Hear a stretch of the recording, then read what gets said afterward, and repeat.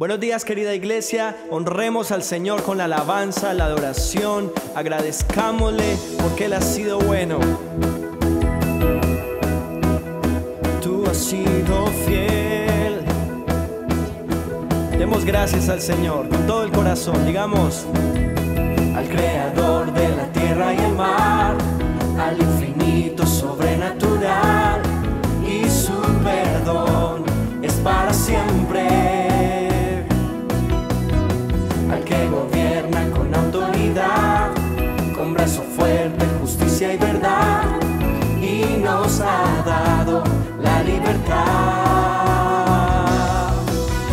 Gracias sean a Dios, gracias sean al Rey, porque Él es bueno. Demos gracias al Rey. Gracias sean a Dios, gracias sean al Rey, porque Él es bueno. Demos gracias al Rey. Demos gracias al Rey, al Creador de la tierra y el mar, al infinito sobrenatural, y su perdón es para siempre. Al que gobierna con autoridad, con brazo fuerte, justicia y verdad, y nos ha dado la libertad.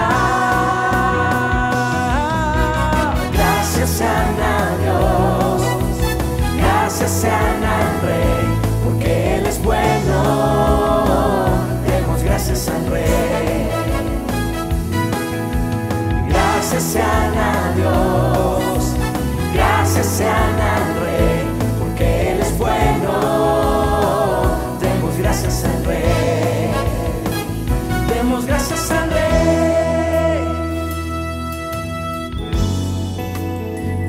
Incomparable,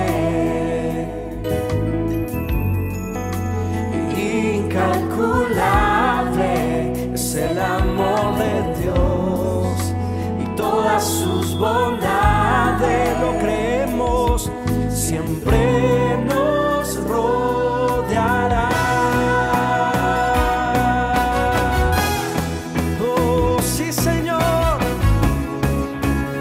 lo creemos, que tu misericordia nos rodea todo el tiempo.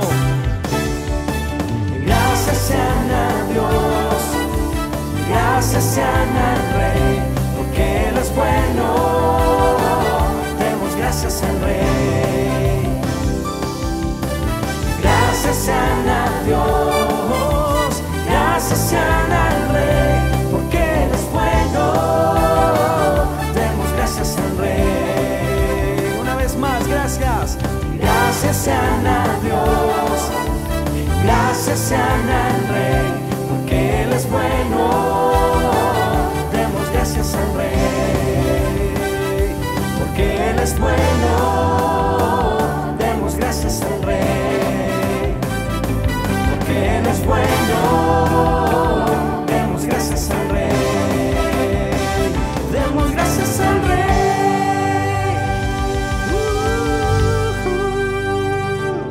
Gracias, Señor. Gracias. Amén. Le damos muchas gracias a Dios porque en esta mañana podemos saber que Él está con nosotros y Él es el que nos da felicidad, y por eso podemos cantar todos juntos esta canción.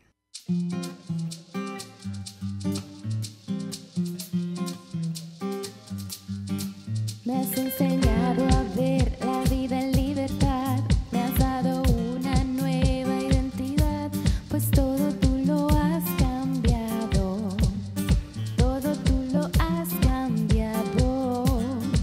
Tu amor quitó el temor, ahora tengo paz, ya no hay oscuridad, vivo en tu luz, pues todo tú lo has cambiado, todo tú lo has cambiado. Me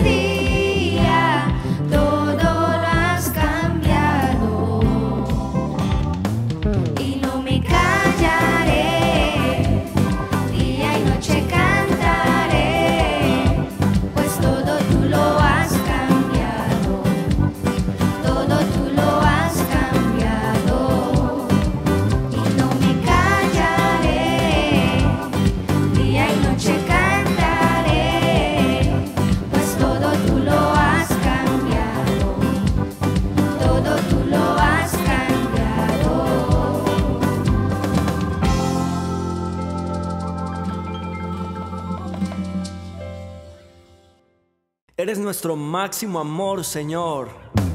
Nada ni nadie se compara a ti. No hay otro Dios como tú. Eres el deseado de nuestro corazón, mi máximo amor, mi historia y pasión, mi gran galardón, mi fuego interior, mi entrega total, mi agua y mi pan, mi corona es Jesús. Gastaré mi vida en Él y triunfante cantaré. Cantemos juntos. Cantaré, cantaré un himno de gloria. Cantaré al Dios de mi historia, mi máximo amor. Gritaré, gritaré, Él es mi victoria. Gritaré mi máxima gloria. Es Cristo mi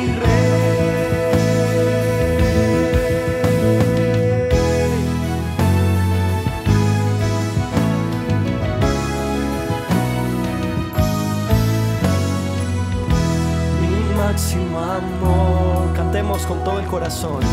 Mi historia y pasión, mi gran galardón, mi fuego interior, mi entrega total, mi agua y mi pan, mi corona es Jesús. Gastaré mi vida en Él y triunfante cantaré.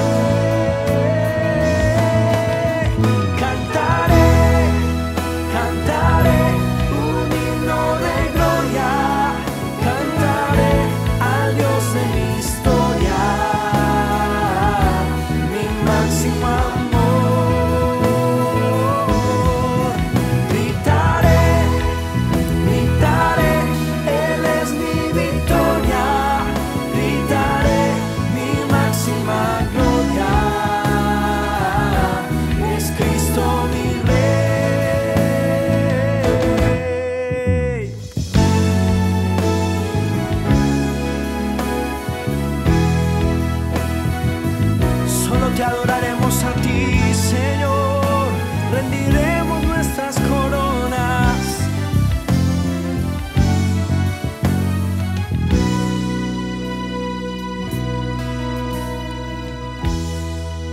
Mi corona es Jesús, gastaré mi vida en Él y triunfante cantaré. Cantaré, cantaré un himno de gloria. Cantaré al Dios de mi historia, mi máximo amor. Cantaré, cantaré un himno de gloria. Cantaré al Dios de mi historia, máximo amor. Gritaré, gritaré, Él es mi victoria. Gritaré mi máxima gloria. Es Cristo mi Rey, es Cristo mi Rey, es Cristo mi Rey, es Cristo mi Rey.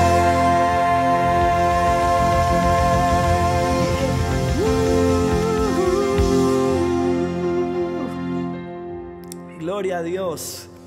Amén. Él es nuestro Rey. Le invito para que disponga su corazón y escuche la palabra de Dios.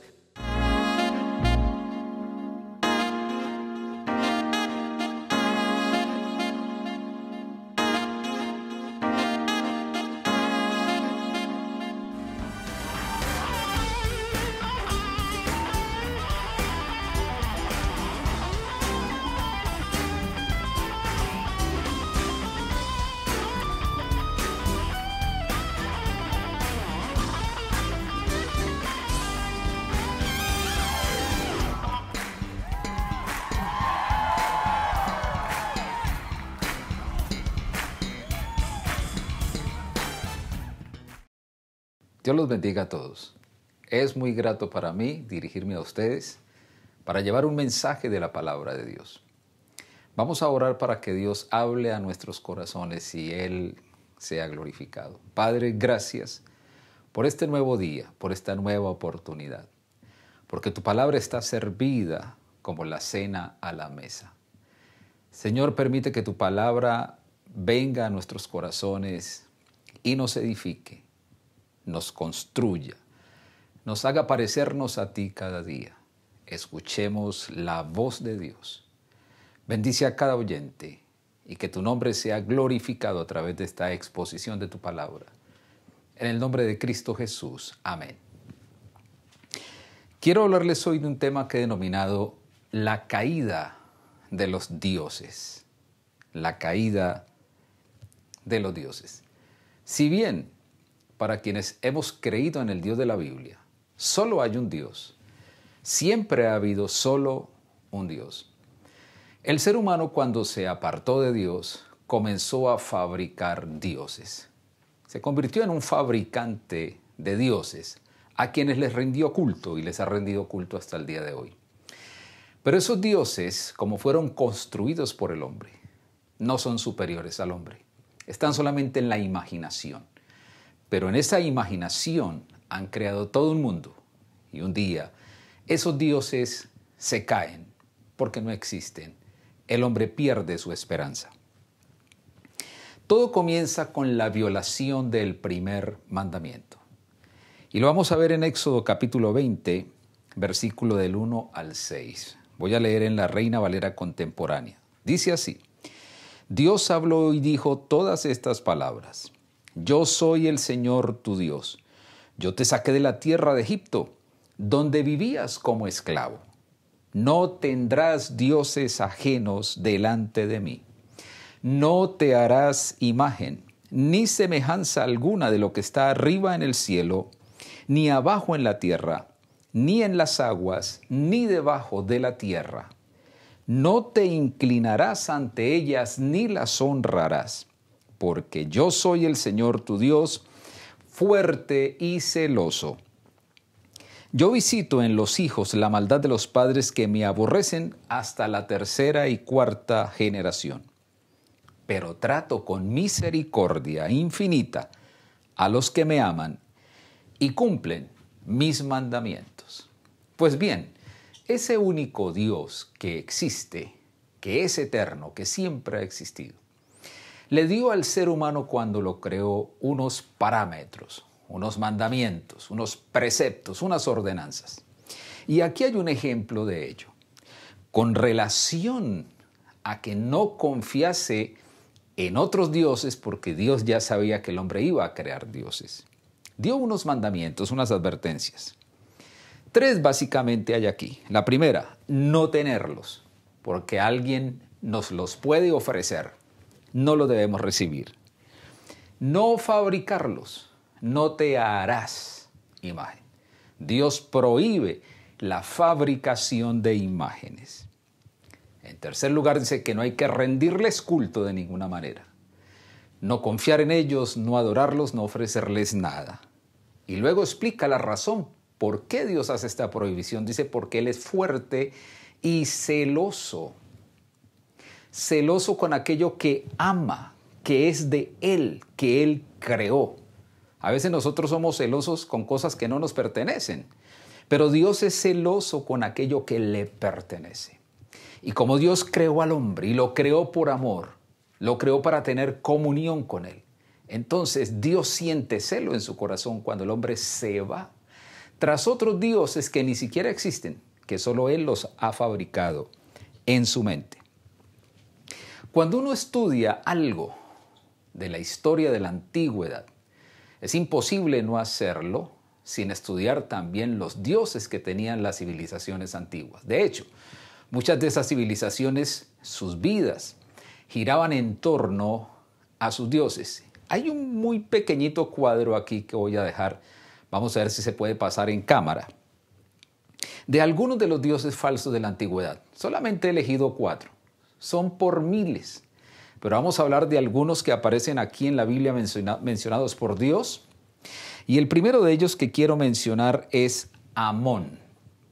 Amón-Ra o Amón es el dios o rey de los dioses de Egipto. Con Amón existían otros 77 dioses principales en Egipto, pero se decía que Amón era el creador de todo lo que existía. O sea que crearon a un dios para reemplazar al dios que lo creó todo. Y este dios tenía una gran influencia en Egipto.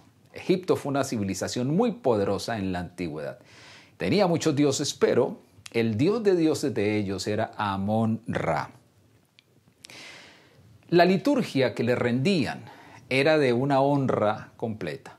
Pude leer unos cantos que encontré en algún lugar de esos cantos que le ofrecían a este dios Amón, donde lo adoraban porque era el dios que lo había creado todo. Pues bien, hay un juicio para ese dios y está en Jeremías capítulo 46, verso 25. Usted lo puede buscar si le interesa el tema, de donde Dios dice que va a castigar a ese dios Amón. Pero también en Ezequiel capítulo 30, verso 13, dice Dios que va a castigar a todos los dioses de Egipto, porque eran muchos, muchos. Otro dios importante en las civilizaciones antiguas fue Bel-Merodach, dios de Babilonia. Ellos decían que este dios era el dios del sol, que era el dios del clima, que era el dios que les ayudaba a ganar las guerras, el dios de la guerra. Y el culto, la liturgia que se le rendía era con actos de prostitución sexual y también sacrificios de niños. Hoy nadie aceptaría una religión así. Sacrificios de niños y prostitución, el culto a Bel-Merodach. Pero hay un juicio en Jeremías capítulo 50, versículo 1 y 2, donde Dios dice que va a castigar y va a destruir a este dios de Babilonia. Hay otro dios llamado Quemos o Quemos, que era un dios de los moabitas. Era el dios nacional de los moabitas. También se le honraba con sacrificio de niños. Los niños se despedazaban, se quemaban o se ponían en un hueco para fundar una casa o una ciudad en honor a ese dios. Pero en Jeremías capítulo 48, verso 7, hay un juicio que Dios va a hacer contra ese dios Quemos o Quemos. Y el último del cual quiero hacer mención hoy es el dios Baal. Baal significa esposo, amo, dueño. Este fue un dios muy famoso en Canaán. Se decía que era el dios de la lluvia, el dios de la cosecha y el dios de la fertilidad. Se le rendía culto también con prostitución, la prostitución sexual. Y hay un caso muy interesante con respecto a este dios. Está en Primera de Reyes, capítulo 18, verso 39. Allí está el desafío que hizo Elías a los profetas de este dios Baal, que los había traído la esposa del rey Acab en Israel, una señora llamada Jezabel. Esta señora Jezabel no era israelita, era de otro país. Y cuando ella se casó con el rey Acab de Israel, ella trajo a ese dios Baal y trajo 450 profetas para rendirle culto en Israel a este dios Baal. Y los israelitas entonces cambiaron de esposo, cambiaron de amo, porque su esposo, su amo, su dueño era Jehová, el Dios de ellos. Pero ellos lo cambiaron, a eso Dios llama adulterio espiritual. Y entonces Dios puso a Elías a ir a desafiar en el monte Carmelo a los profetas de Baal, historia interesantísima que está en el primer libro de Reyes capítulo 18.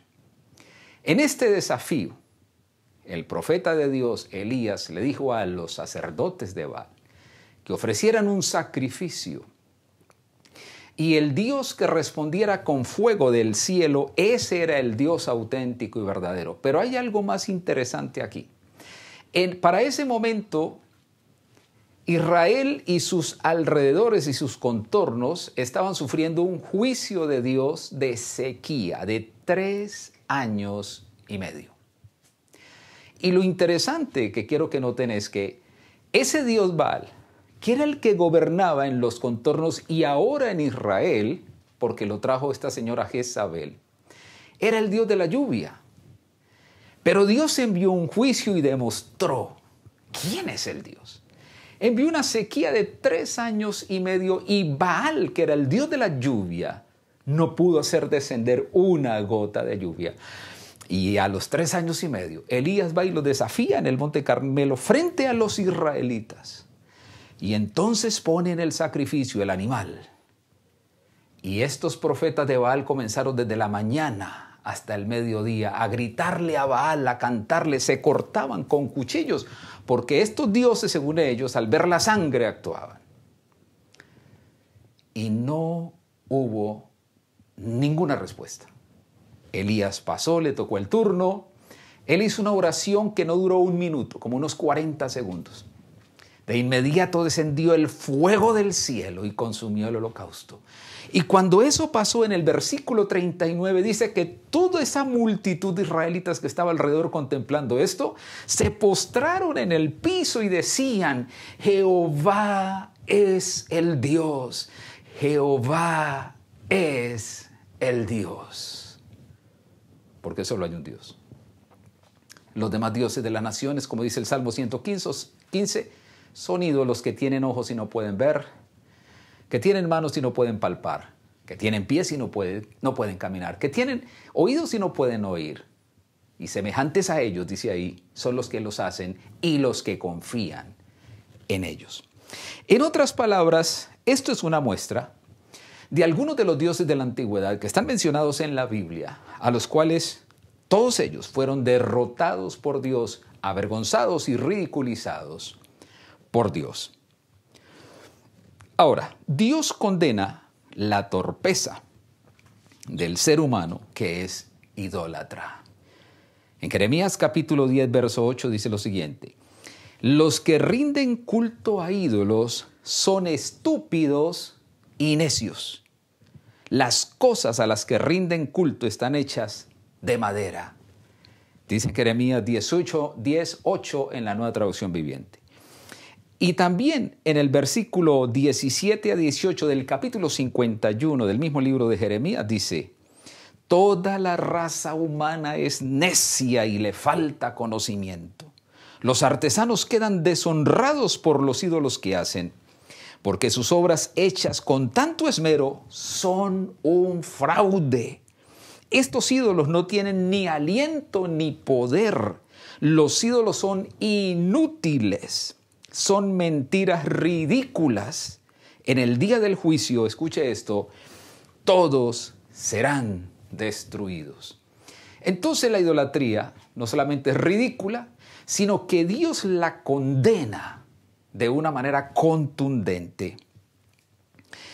Ahora, Dios también nos recuerda quién es el único Dios y por qué. En Jeremías capítulo 51, verso 19, el verso siguiente al último que leí ahorita dice: pero el Dios de Israel no es ningún ídolo. Él es el creador de todo lo que existe, incluido su pueblo, su posesión más preciada. El Señor de los ejércitos celestiales es su nombre. Damas y caballeros, los ídolos no existen sino en la mente de las personas. Pero el Dios en que nosotros hemos creído es el Dios que creó el universo y está en control absoluto de ese universo en este momento y siempre. Otra cosa que debemos tener en cuenta es que Dios castiga a todos los idólatras. Y vamos a clasificar entonces en 2 grupos la población del mundo en este momento. El primero, los paganos, los que no conocen a Dios. En Jeremías capítulo 50 hay una profecía contra Babilonia, contra el imperio babilónico y contra su líder político. Capítulo 50, verso 35 al 38 en la Nueva Traducción Viviente dice así: La espada destructora golpeará a los babilonios, dice el Señor. Golpeará al pueblo de Babilonia, también a sus funcionarios y a sus hombres sabios. La espada golpeará a sus sabios consejeros y se volverán necios. La espada golpeará a sus guerreros más poderosos y el pánico se apoderará de ellos. La espada golpeará a sus caballos, sus carros de guerra y a sus aliados de otras tierras. Todos se volverán como mujeres. La espada golpeará sus tesoros y todos serán saqueados. Una sequía afectará el suministro de agua y hará que se seque. ¿Y por qué? Porque toda la tierra está llena de ídolos y la gente está locamente enamorada de ellos. O sea que hemos cambiado el amor por un Dios que sí realmente nos ama y nos lo ha demostrado. Y amamos a cosas que no existen, que solamente están en la imaginación. Entonces, este pasaje de Jeremías nos está hablando de un juicio contra los paganos por causa de la idolatría. Pero ojo, también hay una palabra contra el pueblo de Dios cuando el pueblo de Dios se vuelve idólatra. En Jeremías capítulo 16, verso 10 al 13 en la Nueva Traducción Viviente dice: Cuando le digas todas estas cosas a la gente, ellos te preguntarán, ¿y cuáles cosas? Jeremías fue un profeta que anunció los 70 años de cautiverio en Babilonia a los israelitas por la idolatría y por la perversidad de ellos. Cada profecía que daba Jeremías era una profecía de advertencia de ese juicio. Les decía, si ustedes no se arrepienten, Dios los va a llevar cautivos a Babilonia, los babilonios van a venir a destruir esta ciudad, van a matar mucha gente, pero ellos nunca creyeron. Por eso el pasaje comienza diciendo, cuando les digas todas estas cosas a la gente, ellos te preguntarán, ¿por qué el Señor decretó cosas tan terribles contra nosotros?, pregunta el pueblo. Otra pregunta, ¿qué hemos hecho para merecer semejante trato?, decían ellos. Y una tercera pregunta, ¿cuál es nuestro pecado contra el Señor, nuestro Dios?, preguntaban ellos. Entonces les darás la respuesta del Señor. Es porque sus antepasados me fueron infieles y rindieron culto a otros dioses y los sirvieron. Me abandonaron y no obedecieron mi palabra. Se está refiriendo a la generación anterior, pero mire lo que dice ahora.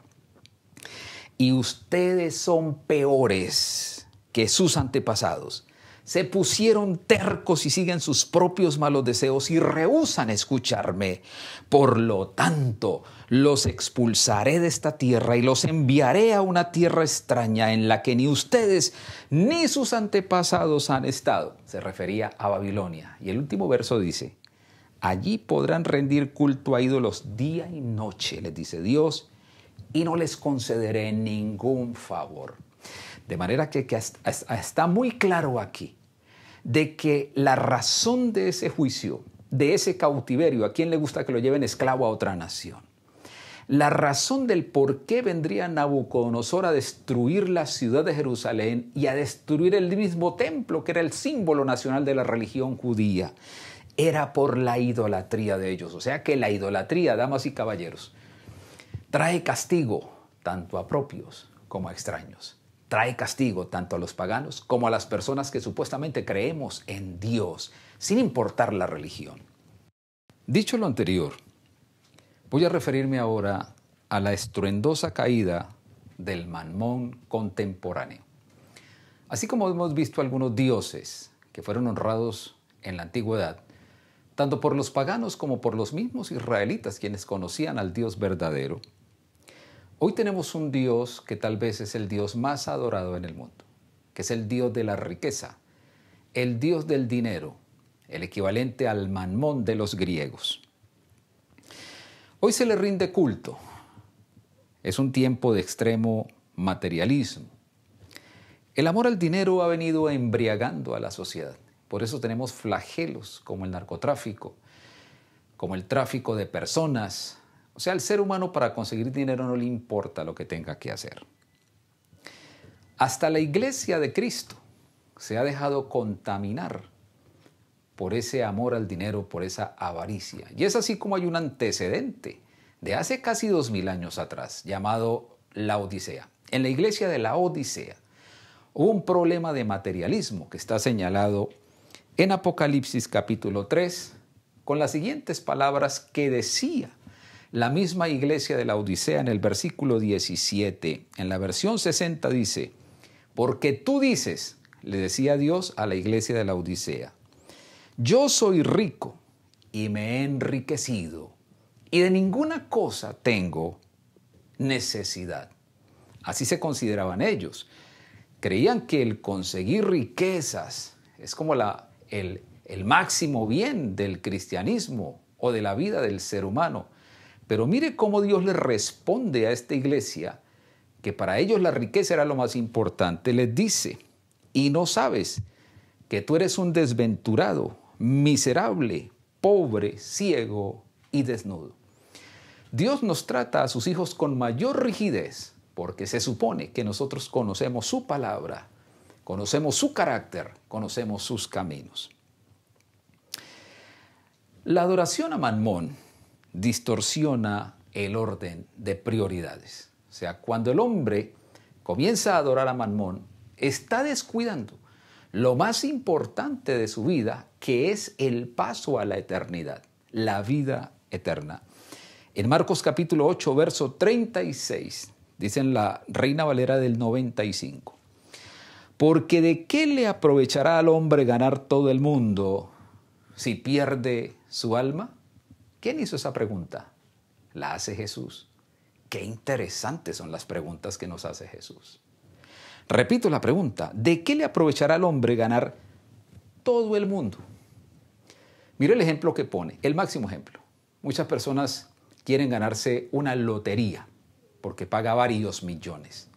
Pero aquí el Señor está diciendo de ganarse todo el mundo. Eso es una cosa que no cabe en la cabeza de nadie, que yo me gane todo el mundo. Pero si eso fuera posible, que no se pudiera ganar todo el mundo, dice que ¿qué aprovechamos si perdemos el alma? O sea que cuando nos dedicamos a ese mundo, a ese Dios del dinero, a ese Dios de la riqueza, perdemos el norte de que lo más valioso que tenemos no es la comodidad humana, es el alma, que un día cuando muramos vamos a pasar a la eternidad. Aquí solamente duramos 70, 80, 90, los que más duran 100 años. Y no es más. El tiempo se pasa muy rápido. Pero la eternidad no es medida por el tiempo, pues no existe el tiempo allí, por eso es eternidad. De modo que Jesús hace esa pregunta que nos ayuda entonces a enfocarnos por la ruta correcta. Cuando una persona pone todo su interés en la riqueza, en el dinero, se vuelve ególatra, irritable, egoísta, incluso ya Dios no es lo más importante para él, su propia tranquilidad no es lo más importante, ni las personas que lo rodean son lo más importante. Él va a usar las personas para su propio beneficio material. Por eso dice la Biblia que el amor al dinero es raíz de todos los males. En 1 Timoteo 6:10, en la Nueva Traducción Viviente, dice: pues el amor al dinero es la raíz de toda clase de mal. Y algunas personas, en su intenso deseo por el dinero, se han desviado de la fe verdadera y se han causado muchas heridas dolorosas. Muchas heridas dolorosas. También dice la Biblia que la vida eterna no se puede pagar con dinero. En el Salmo 49, del verso 6 al 8, en la versión 95, Reina Valera, dice: los que confían en sus bienes y de sus muchas riquezas se jactan, ninguno de ellos podrá de manera alguna redimir al hermano ni pagar a Dios su rescate, pues la redención de su vida es de tan alto precio que no se logrará jamás. ¿De qué sirve el dinero a la hora de la muerte? ¿Y de qué sirve el dinero para asegurar una vida en la eternidad? Dice que es de tan alto precio. ¿Y sabe quién pagó ese precio? Cristo con su muerte. Lo único que puede pagar la salvación suya y la mía es la muerte de Cristo en la cruz. no la cantidad de dinero que podamos acumular. De manera que a la hora de las cosas eternas, todo lo material no tiene ningún valor. No hay forma de pagar aquello que vale tanto como la salvación. Entonces, cuando tenemos una sociedad que está dedicada solamente a lo material, Dios vuelve a castigar a Mamón y a sus devotos. De repente, como está pasando hoy, la economía se va al piso. En menos de nada se quiebran las empresas poderosas, se acaban los ahorros, las reservas. Los ricos salen a pedir, ahora ya no son ricos. La pobreza comienza a amenazar a la población mundial y la pregunta es, ¿y dónde está Mamón? Ese Dios que se adoró tanto, que se buscó tanto, que se le dedicó la vida, ¿dónde está? Yace despedazado en tierra. Y entonces vienen unos juicios. Y aquí tenemos que ver unos jinetes apocalípticos. El primero de ellos es el jinete del caballo negro. Y yo le denomino a este jinete el primer aviso del juicio contra la economía. Dice en Apocalipsis 6, 5 y 6 en la Nueva Traducción Viviente: cuando el Cordero rompió el tercer sello, oí que el tercer ser viviente decía, ven. Levanté la vista y vi un caballo negro, y el jinete llevaba una balanza en la mano. Y oí que una voz que salió de entre los 4 seres vivientes decía, un pan de trigo o 3 panes de cebada costarán el salario de un día, y no desperdicies el aceite de oliva y el vino. ¿Por qué el primer aviso? Este jinete de juicio apocalíptico va a comenzar a causar problemas en la economía y dice que un pan de trigo por lo que vale un día de trabajo. O sea que aquí comienza la economía a apretarse, comienza la carestía, ¿verdad? Todo un día de trabajo, con todo un día de trabajo puedo comprar solamente un pan, pero por lo menos se puede trabajar y se puede comprar un pan. ¿Qué espera Dios con esos avisos, como lo que está sucediendo hoy, con esos avisos? Que nosotros dejemos de adorar a Mamón y comencemos a buscar a Dios. Pero ¿qué sucede cuando no se escuchan esos avisos de Dios, sino que queremos seguir en nuestros propios caminos? Mucha gente quiere que las cosas vuelvan a la normalidad para seguir en el mismo desenfreno. Viene el siguiente caballo, el jinete del caballo verde pálido, en el verso siguiente. Apocalipsis 6, del 7 al 8, en la misma versión. Y aquí ya hay un aumento del castigo. El primer aviso era un juicio con algunas repercusiones, pero aquí, este jinete que sigue, aumenta el castigo. Dice, cuando el Cordero rompió el 4º sello, oí que el 4º ser viviente decía, ven. Levanté la vista y vi un caballo de color verde pálido. Por cierto, feo ese color para un caballo. El jinete se llamaba Muerte y su compañero era la tumba. A estos dos se les dio autoridad, escuche, sobre una 1/4 parte de la tierra para matar con espada, guerra, con hambre, o sea, escasez, economía por el piso, y con enfermedad y con animales salvajes. ¿Qué tenemos aquí? Un aumento del juicio contra ese dios Mamón. La economía por el piso. Con el caballo negro se podía comer todavía un pan, así costara mucho. Pero aquí, entonces ya va a morir mucha gente y está hablando de hambre. Ya no hay con qué comprar, ya no hay que comer. ¿Qué nos resta? Aprender de las lecciones del pasado. En Ezequiel capítulo 36, verso 22 dice así, por lo tanto, da este mensaje a los israelitas de parte del Señor soberano. Los llevaré de regreso a su tierra, pero no porque lo merezcan, sino para proteger mi santo nombre que deshonraron mientras estaban esparcidos entre las naciones. Este pasaje de Ezequiel 36 es un pasaje de una profecía que se da a los israelitas que ya estaban en los 70 años de cautiverio en Babilonia. Y se les dice, lo voy a volver a llevar a mi tierra o a la tierra de Israel. Ahora, en el versículo 25 y 27 del mismo capítulo 36 dice lo siguiente, entonces los rociaré con agua pura y quedarán limpios. ¿A quiénes se les dice esto? A los que estaban en el cautiverio los 70 años. Estaban recibiendo la disciplina, el castigo por causa de la idolatría.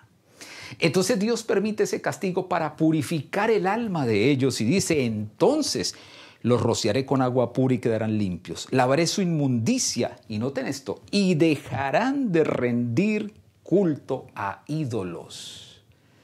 Ese castigo de los 70 años en Babilonia era para enseñarles a que dejaran la idolatría y volvieran al Dios de ellos, al Dios Jehová. Dice, les daré un corazón nuevo y pondré un espíritu nuevo dentro de ustedes. Les quitaré ese terco corazón de piedra y les daré un corazón tierno y receptivo. Pondré mi espíritu en ustedes para que sigan mis decretos y se aseguren de obedecer mis ordenanzas. Creo que este es un tiempo de disciplina, el cual debemos tomarlo para aprender la lección. Porque escúchame bien, si no aprendemos la lección en esta ocasión, pasará como en el juicio apocalíptico, que luego viene el otro jinete, que va a causar más daño en la economía. Dios quiere que nos volvamos a Él de todo corazón. Dejemos de ser idólatras. Dejemos de perseguir el dinero, de buscar solamente los beneficios materiales. Son necesarios. Usted y yo necesitamos una casa, seguramente un auto, un trabajo, algo de qué vivir. Eso no es malo. El problema es dejar de amar a Dios y volver nuestro corazón solamente a las cosas materiales y volvernos seres materialistas. Por último, la lección de Jesús sigue vigente porque la palabra de Dios no pasa. Siempre tiene la misma permanencia y la misma vigencia. En Mateo 6:33, pasaje conocido por todos, dice así: busquen el reino de Dios por encima de todo lo demás. ¿Quién dijo eso? Jesús.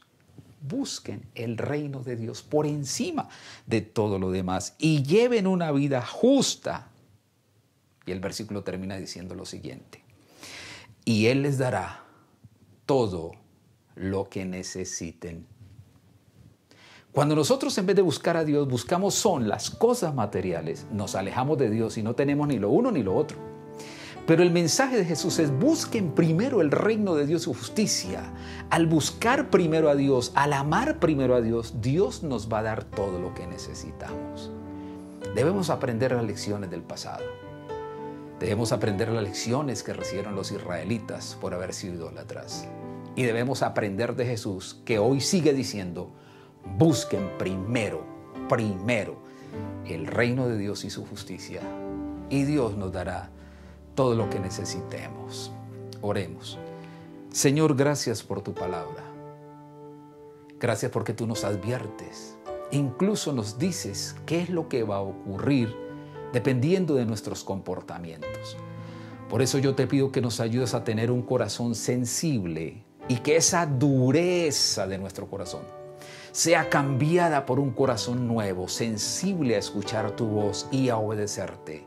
Un espíritu diferente que te ame a ti. Bendice a todos los oyentes y ayúdanos a obedecer tu palabra para ver la respuesta de Dios a favor de tu pueblo, a favor de nosotros. En el nombre de Cristo Jesús. Amén. Dios los bendiga con abundancia. Terminemos adorando a nuestro Dios, al único Dios verdadero. Sentado en su trono rodeado de luz, a la diestra del Padre gobierna Jesús. Con ojos de fuego, con rostro de sol, cuando abre su boca es trueno su voz. Sentado en su trono rodeado de luz, a la diestra del Padre gobierna Jesús. con ojos de fuego, con rostro de sol. Cuando abre su boca es trueno su voz. Poderoso en majestad y reino, poderoso. Poderoso en potestad e imperio, poderoso. Un gran arco iris corona su ser. Él es el cordero que pudo vencer. Él es el primero, Él es el postrer. No hay otro como tú. Y arrojan coronas delante de Él. Poderoso en majestad y reino, poderoso.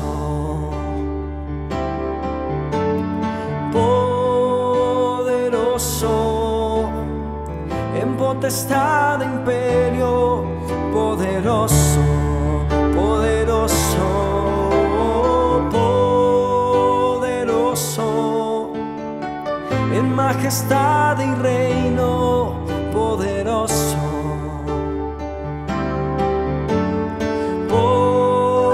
Poderoso en potestad e imperio, poderoso,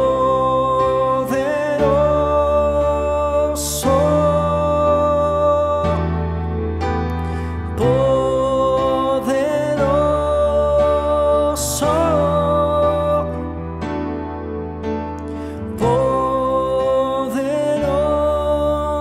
poderoso.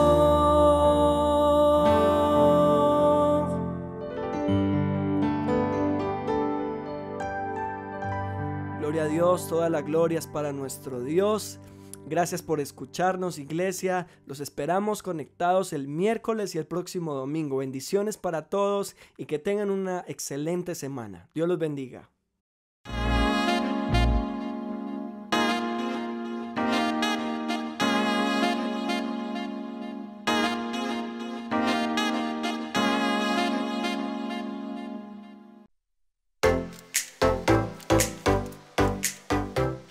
El Centro Evangelístico Pereira pone a tu disposición personal profesional calificado en consejería, orientación, psicología, atención individual y para parejas.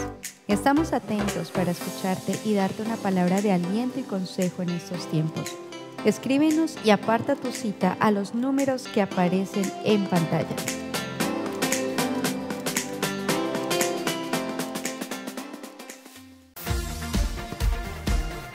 Te invitamos todos los viernes a través de nuestro Facebook Live, Jóvenes que dejan huella. Desde las 9 de la noche, hablemos con el pastor.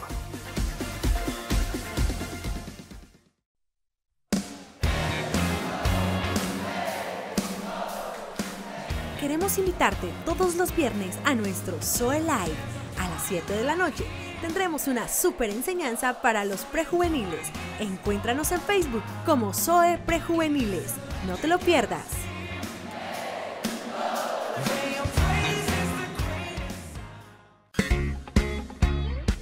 En Box Day Radio Pereira tenemos programación las 24 horas del día. Te invitamos a visitar nuestra página web boxdayradiopereira.com. Allí podrás escucharnos, descargar nuestra app e interactuar con nuestra programación.